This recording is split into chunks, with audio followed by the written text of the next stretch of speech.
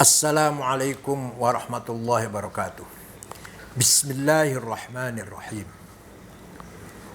Membaca berita yang ada di Kompas.com bahwa pemerintah Indonesia dan pemerintah Thailand segera menaikkan perjanjian impor beras 1 juta ton pada akhir Maret tahun 2021 ini. Kesepakatan itu untuk jual beli beras Thailand sebanyak 1 ton dalam setahun ini berupa kesepakatan antar pemerintah G2G. Dalam hal ini pemerintah Indonesia dengan Thailand dikutip dari Bangkok Post pada hari Kamis 18 bulan 3 2021, Menteri Perdagangan Thailand Jurin menjelaskan bahwa penandatanganan MOU akan dilakukan pada minggu terakhir Maret. Isi perjanjian ini adalah terkait pasokan beras asal Thailand ke Indonesia, mencakup tidak lebih dari 1 juta ton beras putih dengan kadar 15-25% beras medium dengan kadar retak ya dalam 15-25%. Perjanjian ini berlaku untuk pasokan impor 1 juta ton beras dalam setahun dengan durasi 4 tahun. Nah, saya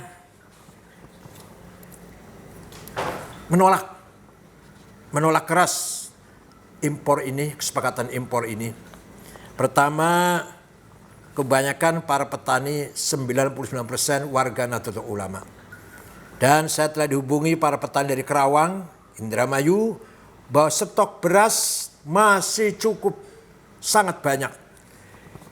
Kemudian begitu ada berita bahwa pemerintah akan MOU dengan pemerintah Thailand impor beras, langsung harga beras turun sampai 300-350. Langsung para petani nangis akibat berita, belum terjadi impor, baru berita itu sudah merasakan dampaknya negatif.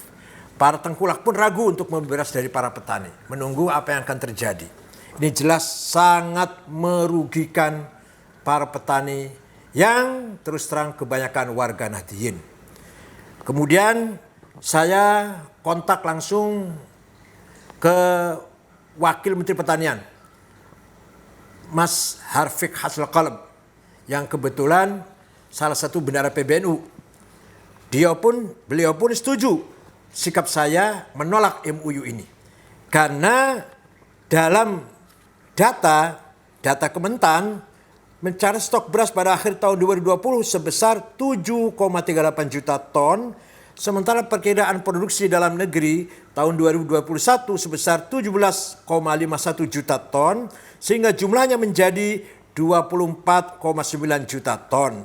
Adapun perkiraan kebutuhan yaitu sebesar 12,33 juta ton, sehingga muncullah angka surplus 12,56 juta ton di tahun 2021 ini. Ini artinya surplus. Ngapain impor? Ini kebijakannya siapa ini? Saya bertanda tanya besar. Untuk apa? Untuk kepentingan siapa? Dan kenapa ini harus dilaksanakan? Untuk kepentingan kelompok tertentu pasti ini tujuannya. Saya tahulah. Tolong nasib petani harus didahulukan. Nasib para petani sebagai tulang punggung ekonomi bangsa ini harus diprioritaskan. Alih-alih untuk mendukung malah akan menghancurkan nasib mereka ini. Barangkali yang perlu dipertimbangkan lagi adalah kesesuaian data antar lembaga pemerintah. Harus segera disinkronkan. BPS harus berperan aktif. Sehingga antara Bulog, Menteri Perdagangan, Menteri Pertanian harus memiliki data yang sama dalam menyimpan atau sebagai khazanah data pertanian, data ketahanan pangan. Bulog harus tingkatkan peranannya dan fungsinya dalam regulasi untuk ketahanan pangan.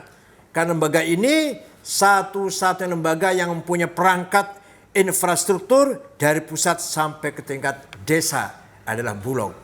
Tapi sampai hari ini Bulog belum berfungsi maksimal karena entah untuk kepentingan siapa sengaja dibonsai kepentingannya atau fungsinya. Jelas untuk kepentingan kelompok tertentu.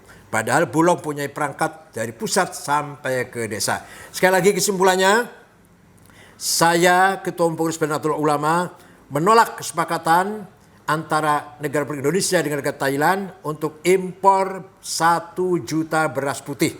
Karena stok kita surplus. Kata para petani mengatakan, kalau pemerintah mau dibuktikan 1 juta ton sekarang juga siap kami buktikan. Tidak usah besok, tidak usah lusa. Sekarang sudah siap untuk buktikan bahwa kami sudah punya ada beras 1 juta ton. Sekian, terima kasih. Semoga menjadi perhatian. Wassalamualaikum warahmatullahi wabarakatuh.